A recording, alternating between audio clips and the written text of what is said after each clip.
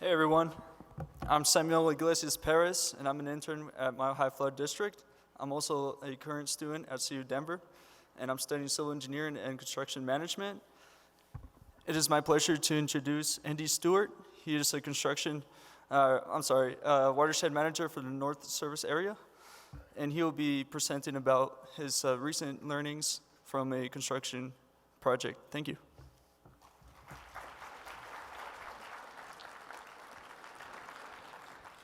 Oh, thank you, Sam. Just to reiterate, my name is Andy Stewart, and it is an honor to be with you guys here today. It's a little weird. Usually I'm used to sitting out there. I'm one of the newer watershed managers, but I think every person in this room can relate to a project or task that looks like a molehill on the surface, but inevitably turns into a mountain. That very thing happened to me within my first year of working at the district. So I'm excited to share with you today some insights we've gained from that happening, and hopefully you'll have some good key takeaways on your future projects. This is my molehill. It started as a joint CIP project between the Mile High Flood District and the city of Thornton. The design engineer was Icon Engineering with Valerian doing the landscaping. It was constructed by Naranjo Civil and Habitat Management. Let me orient you guys to where this is located in the city of Thornton. The lower left hand of the slide, you can see I-25 on the right hand. We're just to the west of there at Huron Street, north of West 88th Avenue, on the Niver Trib-M. As you can see from this slide, this is actually a printout from the district's master plan. So the overall project goals for this reach was to reduce the constriction at Huron Street. It was an undersized CMP pipe, and the structures shaded in blue were in the regulatory floodplain. So with channel improvements and roadway crossing upgrades, we could ultimately remove these structures from the floodplain. Let me show you just a quick pre-project condition of what that Huron Street crossing looked like. As you can see, it's an older CMP, but also on the surface of Huron Street, you'll notice an at-grade pedestrian crossing. So one of the goals is to increase pedestrian safety and look at it from a holistic view. So the project team did their due diligence and came up with a series of improvements to meet the project's objectives. So what did we do to remove those structures from the floodplain? We installed a new culvert at Huron Street with a pedestrian underpass and constructed, sorry, the screen was moving, and I'm like, see something shiny, and that's where I go after it. So anyways, let me go back to the thing. Overall trail improvements, we did 1,800 linear feet of channel improvements, multiple sculpted concrete drop structures, and we improved the culvert outlet at Thornton Parkway. The end result of this work ultimately removed these structures from the floodplain and really increased the corridor, the floodplain, connecting it, and just the aesthetics of the area. I want to highlight real quick this area in red is private development site. We are lucky enough to have a site right next to us with these channel improvement projects. We generate a lot of excess soil. And this site was in desperate need from the land development side of import fill. So our contractor, Naranjo, brokered an agreement with these developers to spoil our dirt, and it was a win-win for both of us. Let me just give you some quick high notes here on how the project all turned out and shook out. This is the newly upgraded culvert crossing at Huron Street. As you can see, we eliminated that at-grade crossing. We also got that pedestrian underpass and did some trail enhancements. And this is year one. The vegetation's looking great. I think it has something to do with that irrigation pipes you see running along the surface. But neither here nor there, the project's looking really good. The construction for this project was completed in November of 2022, and it's looking really, really good. I just wanted to show you some example photos of the Huron Street crossing, some of the sculpted concrete drops that were designed and constructed by Naranjo, not designed by Naranjo, by Icon, constructed by Naranjo, and then some of the culvert enhancements that were done at Thornton Parkway. However, like all great projects, to get to these beautiful photos, we encountered our fair share of challenges to get there, including 3 watershed manager changes, I being the third one. I personally like to think that the third time's the charm, but since taking over in November, the problems on this project only seem to escalate. I'm not saying it's me, I'm saying it's the other 2, that's all. love you, Colin and Dave. All right. Does anyone remember the storm that hit in the beginning of August in 2022, besides the motorist that got stranded on that section of I-70 that we will not mention? Well, our project team does. That dumped about 2 inches of rain in under an hour over the Niver-Tribune watershed. You can see on the upper left-hand side is a screen grab from Naranjo's on-site camera that the runoff from that storm was very substantial. Unfortunately, we were halfway constructed with the culvert, so those flows eventually overtopped Huron and caused quite a bit of substantial damage to the project site. Whew, made it past the storm. 2 weeks later, I get a call from the superintendent. He says, we've got a problem. We've got this major fiber optic line sitting in the middle third of our box culvert. And I'm like, oh, great, let's go out and see what it is. Turns out it's Adams County School District's major fiber optic line that runs everything, including security for their schools. So my initial thought of just cutting it like I do with a CenturyLink line, just kidding, I wouldn't do that. Didn't do that, we didn't do that. But we thought about it. So anyways, we worked diligently with the school district, and we ultimately made our way past that one. So needless to say, we've faced a few construction challenges to get to that finished project. But does anyone remember that private development site that was just adjacent to our site that was so mutually beneficial? Well, our most significant challenge on this project came when they sent us, and to be fair, they really sent Jerry Naranjo from Jerry with Naranjo a Christmas present in December of 2022. That present was a certified letter asking them to remove the unsuitable material that was placed on their site. Well, that's unfortunate. I get another call. I'm thinking in my head, we just got to we got a little bit of dirt, like, you know, what the prairie dogs, and I know I stole this Molehill slide, but it's representative of what I thought in my brain. Let me show you what it was. It was a mountain of dirt. Can anyone guess how many cubic yards of dirt's in here? Anybody? You can shout it out, I'll give you $100. 6,000, you cheated because you looked in the program. I'll buy you a beer though. So anyways, it's 6,000 cubic yards, and apparently the estimate that we worked through with Naranjo to resolve this issue was around 150K to the project costs.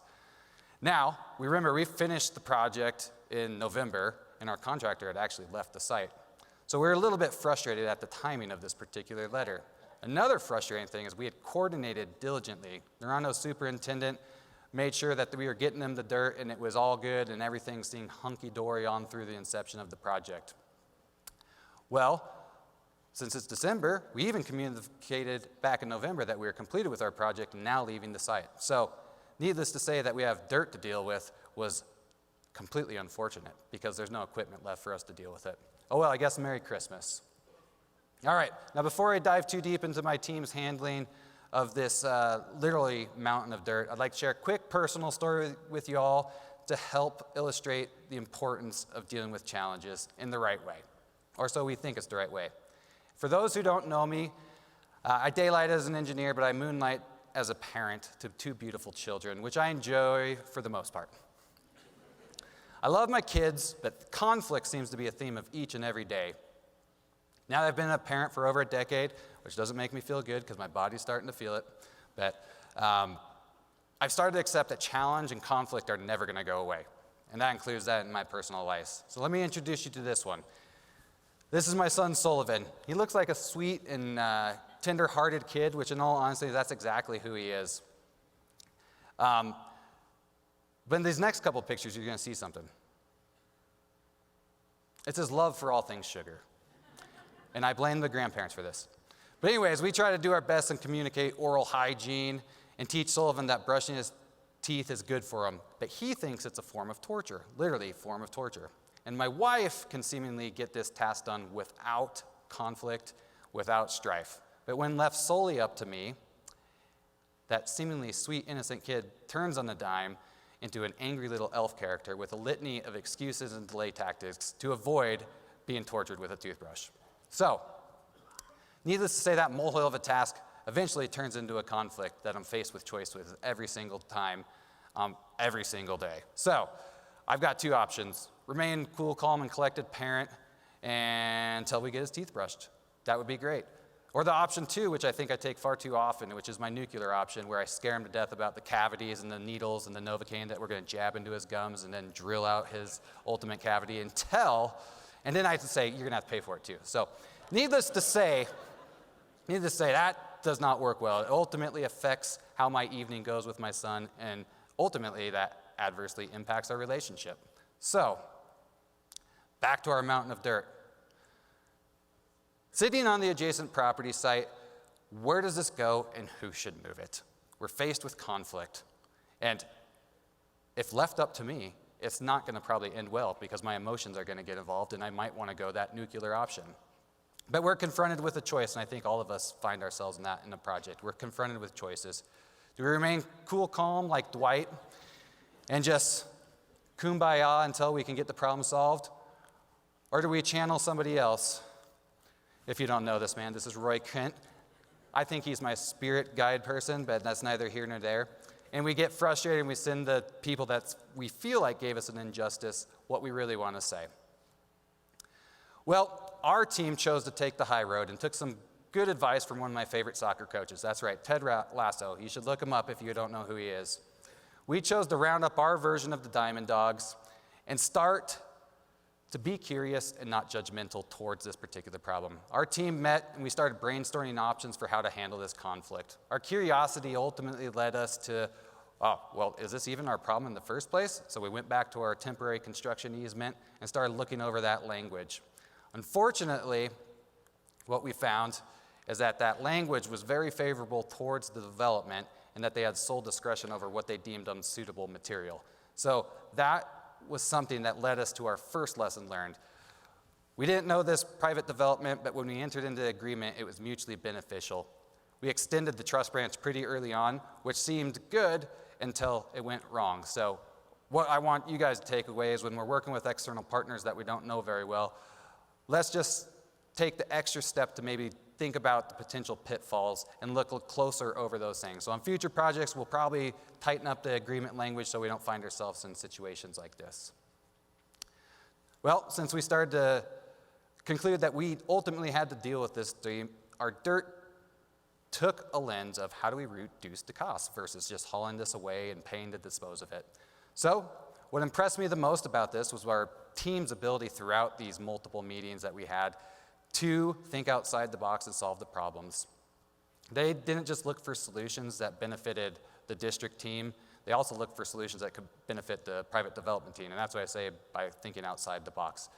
What we had devised is that we could spoil this dirt on their land. It was a plan devised by Thornton and Icon where we could spoil 6,000 cubic yards on their site and create an extra half acre of developable land. So we pitched that idea to their team, and we were so excited when they said that they were open to it. They just needed to run some geotechnical tests.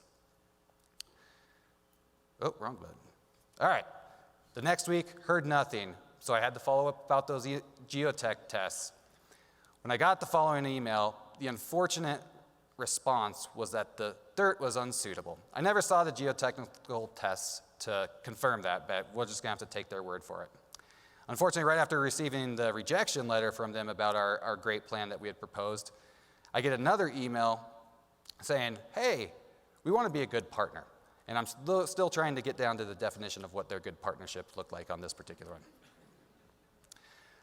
The Diamond Dogs aren't done. We've rounded up our version of Beard, AKA Jim Kreiser, sitting out there in the crowd. And he threw out another idea to soften a slope on the downstream side of Huron Street on this condo development that was outside our project limits. As you can tell from the photo on the left, it's very steep and it was probably just done with the development, but we figured that it was merit to dispose of this material over here. So Icon pulled together a quick figure to show that this plan had merit. Jim went internally at the city of Thornton with Rochelle, pitched the idea to their parks, to the upper management, and got the go-ahead. So that's great. We have a plan that's viable, and it's not hauling it to dad. So I think we're all happy at this current point. Now, I get another email right before Naran was getting ready to go out there and move the dirt, and it's from the development team to say, hey, we've mutually benefited from this project. We're inclined to help with the costs. Again, our team gets excited. They're going to give us money. So I throw out a proposal, well-crafted, probably took me a nice hour to write, and I think, hey, a 50-50 cost share, About 50,000 on the 100,000 would look good for us. You know what I heard from them? Nothing. Absolutely nothing. Just dead silence. So it's just false hope after false hope after false hope. Regardless, our team did not give up. They persevered. They devised a plan and mobbed Naranjo to the site, and we moved the dirt within 2.5 weeks. This is a post-project photo. We had the dirt gone in a week and a half, and the beers on St. Patty's Day definitely went down smoother. Looking back at this challenge, for me and our team, I think it highlights the importance of having strong project teams is a paramount for success on a project. Whether it be my wife stepping in to help me brush my kids' teeth, or my team stepping up with endless ideas of how to solve a 6,000 cubic yard molehill problem that we had. Icon, Thornton, and Naranjo all pitched in, they all contributed, and all did it in a timely fashion, which goes a long way. If I was doing it by myself, it could have looked like a nuclear option, and we would have muddied and ruined relationships along the way. But we didn't take that path. So success doesn't always mean we win every battle. Success is how we conduct ourselves along the way, regardless of the situation. So when molehills inevitably turn into mountains, they will. Mountains in your personal life, your careers, and on our projects.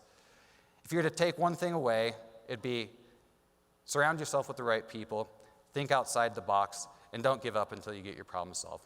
Thank you very much for the time.